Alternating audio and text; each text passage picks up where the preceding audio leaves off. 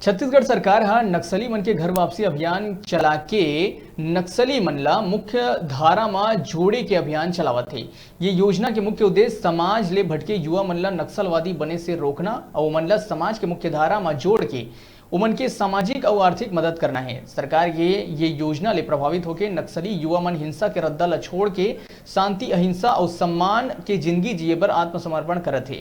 नक्सली मन के खोखला और हिंसक विचारधारा ला छोड़ के समाज में सम्मान पूर्वक जीवन जिए बर दंतेवाड़ा पुलिस के आगू 16 नक्सली मन आत्मसमर्पण करे है, जेमा 3 इनामी नक्सली घलो शामिल है।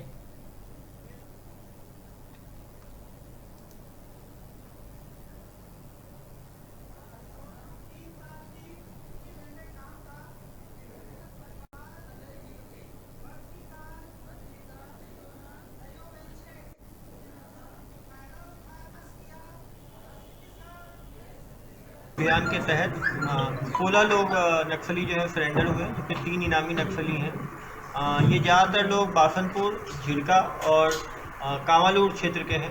ये पश्चिम बस्तर का इलाका आता है, दंतेवाड़ा का जो वेस्ट बस्तर डिवीजन है माओवादिस्ट का, जो लगातार मुखबिरों की हत्या करना, ग्रामीणों की हत्या करना, उसमें सबके 3 लोगों के खिलाफ, 2 के खिलाफ 5 अपराध और 1 के खिलाफ 4 अपराध हैं।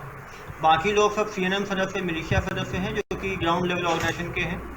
इन 16 लोग है नक्सलियों का काफ़ी यहाँ का दंतेवाड़ा में कमज़ोर होगा और जो हमारा रेलवे ट्रैक है और जो 5-6 गांव के लोग हैं वो सुरक्षित महसूस करेंगे।